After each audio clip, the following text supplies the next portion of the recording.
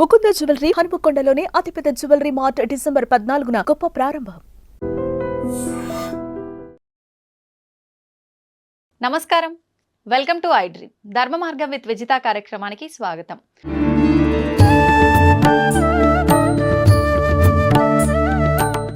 అయితే ఇప్పుడు ఇలాంటి ప్రళయాలు వెంటగా రావటం వల్ల చాలా మంది అంటే ఎవరికి తోచినట్టుగా వాళ్ళు ఇంకా యుగాంతం వచ్చేస్తోంది, కలియుగం అంతమైపోతోంది, ఇలాంటివి 2025లో ఎక్కువ రాబోతున్నాయి. కలియుగము మన వాళ్ళ లెక్క ప్రకారం 4,32,000 సంవత్సరాలలో ఇప్పుడు కృష్ణ పరమాత్మ కాలం చేసిన టైం నుంచి ఇప్పటికి లెక్కేసుకుంటే కలియుగ ప్రవేశం కృష్ణ పరమాత్మ పోయిన తర్వాత పరీక్షత్తు రాజ్యం చేసేసిన తర్వాత అక్కడి నుంచి కలియుగం మొదలైంది.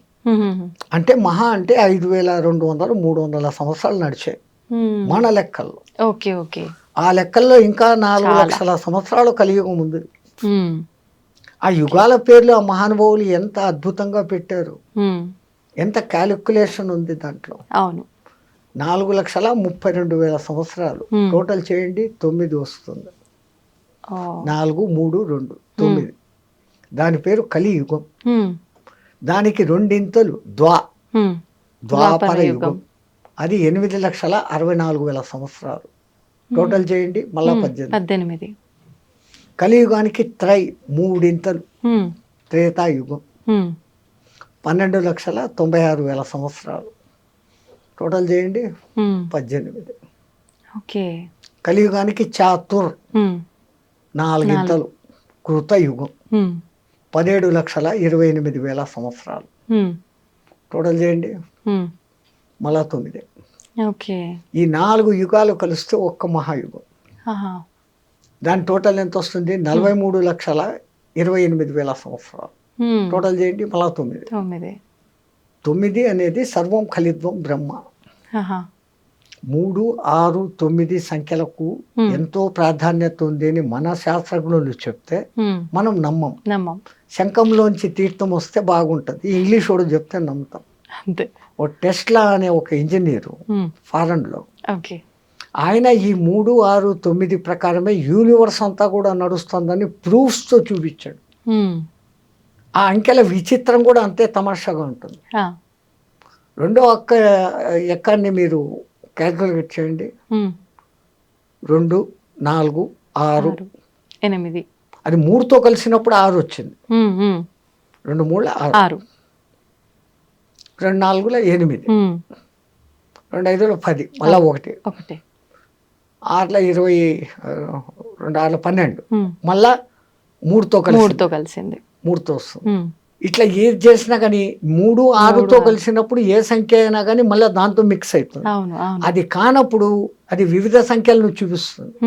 1 నుంచి 9 వరకు అంకెలేసి 3ను రౌండప్ చేయండి, 6ను రౌండప్ చేయండి, 9ను రౌండప్ చేయండి. మిగతాటి క్యాలిక్యులేషన్ చేస్తే ఈ 3, 6, 9తో కలిసినప్పుడు అది ఆ సంఖ్యను చూపిస్తుంది. మిగతాటప్పుడు అంతా తమ ఇండివిజువల్ నెంబర్స్ చూపిస్తుంది. 3, 3, 9, 3, 4, 24, మళ్ళీ 6. అది అంతా 3, 6, 9 చూపిస్తుంది. ఇంకో సంఖ్యను చూపించట్లే.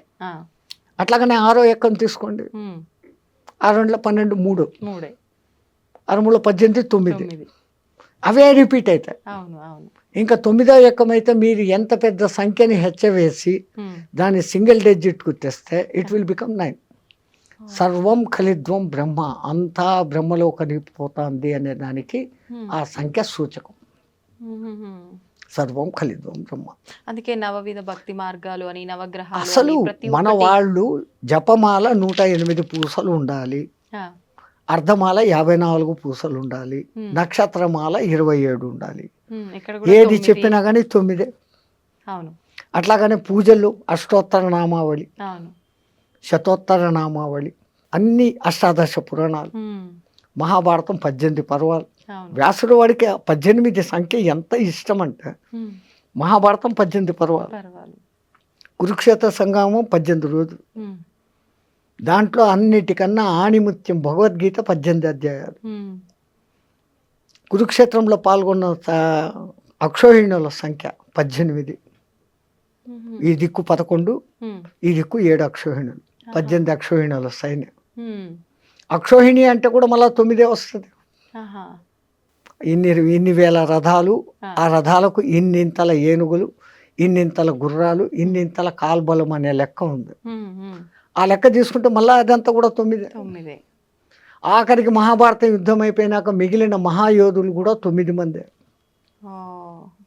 అంటే ఇదంతా ఒక ప్రణాళిక ప్రకారం జరుగుతుందా Swamiji? Universe moving along the calculation of 369. మీరు ఆయన టెస్లా గారి పుస్తకాలు రెఫరెన్సులు చూసి మీరు వచ్చింది కదా ఇప్పుడు ఈ గూగుల్ దాంట్లో చూసినారంటే ఆయన దాని గురించి ఇచ్చిన వివరణ బ్రహ్మాండమైన వివరణ. ఈవెన్ పిరమిడ్ నిర్మాణంలో కూడా 3, 6, 9ల కనెక్షన్ ఉంది.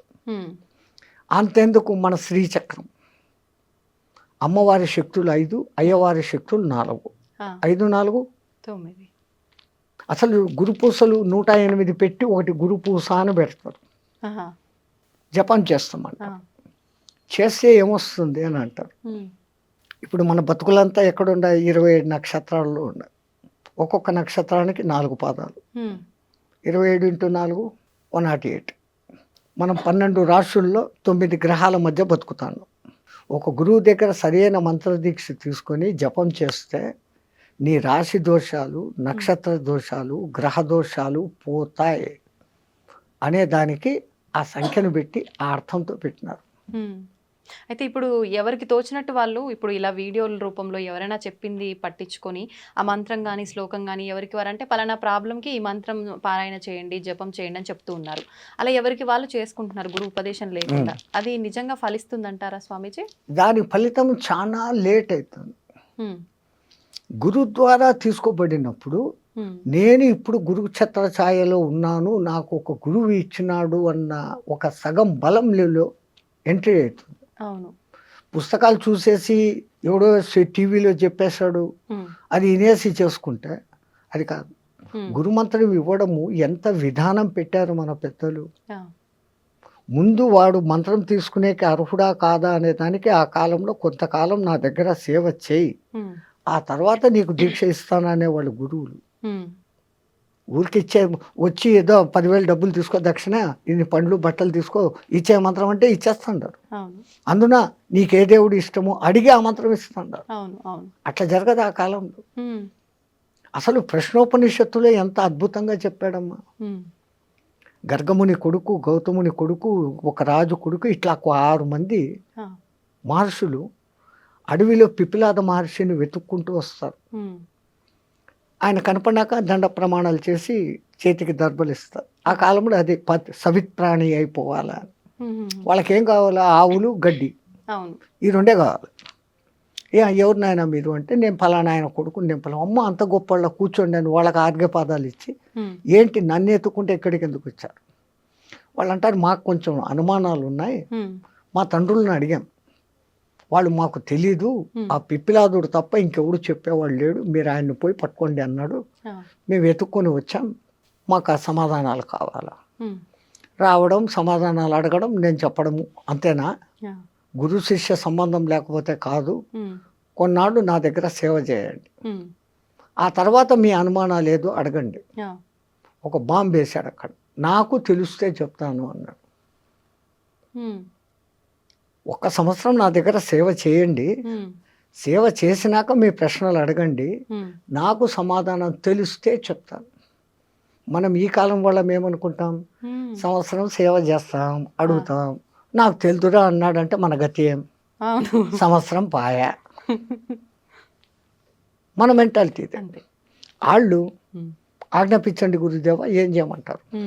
నువ్వు ఆవులు మేపకరా, నువ్వు సమిధలు తీసుకురా, నువ్వు గోశాల శుద్ధం చేసి సంథింగ్ డ్యూటీలు చెప్పేస్తున్నారు. వీళ్ళు డ్యూటీల్లో సర్వనిమగ్నం అయిపోయినారు. సంవత్సరమైన సంగతి కూడా తెలియదు. ఒక దినం సాయంత్రం 4 గంటలకు వాళ్ళంతా ఆవులు మేపుకొని అంతా వచ్చి కూర్చున్నప్పుడు, నాయన స్నానం చేశారండి, మీరేదో ప్రశ్నలు అడుగుతామన్నారు కదా.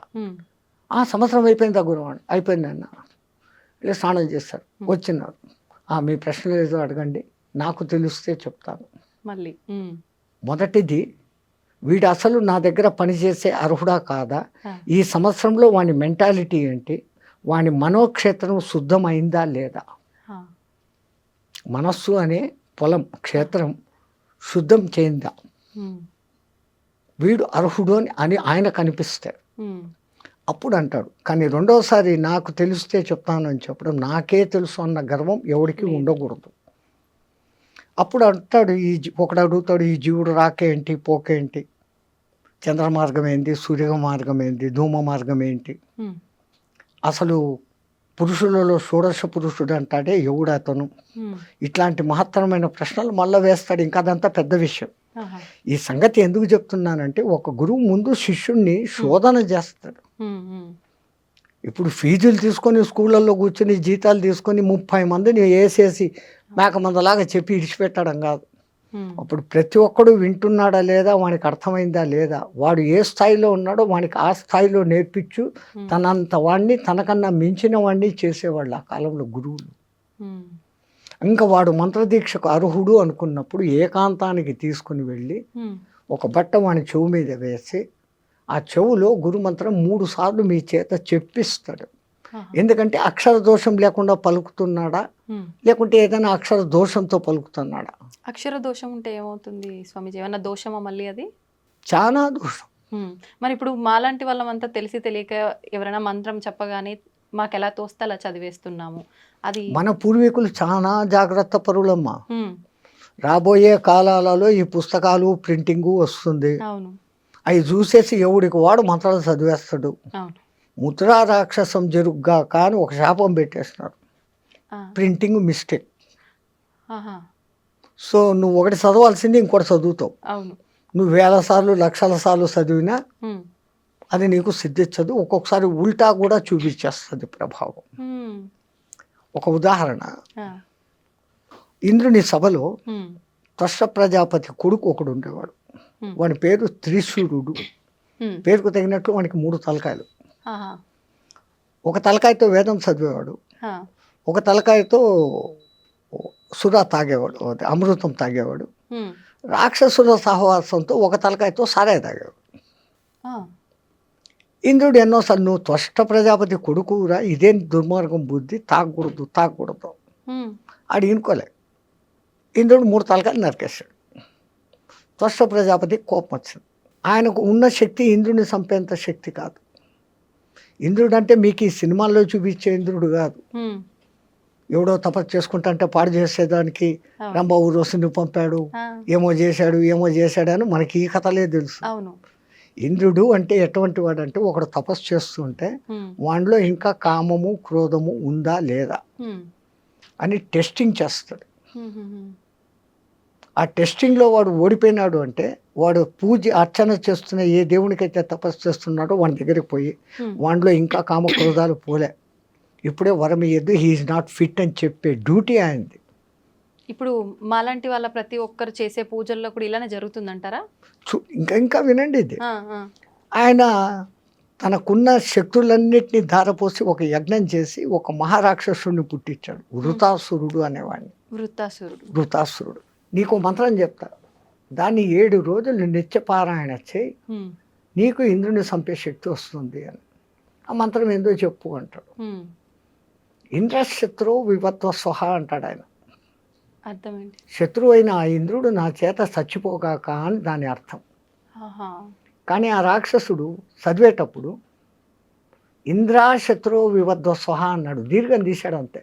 ఉమ్, ఇంద్రశత్రు వివత్వ స్వహ, ఇంద్రశత్రు వివత్వ స్వహ. ఈ రెండో పదానికి అర్థం ఏమైంది? ఉమ్. ఇంద్రుని శత్రువు అయిన నేను నాశనమైపోదును కాక. అయ్యా. అట్లాగానే వృతాసురుడు ఇంద్రుని చేతిలో చచ్చిపోయాడు. ఉమ్.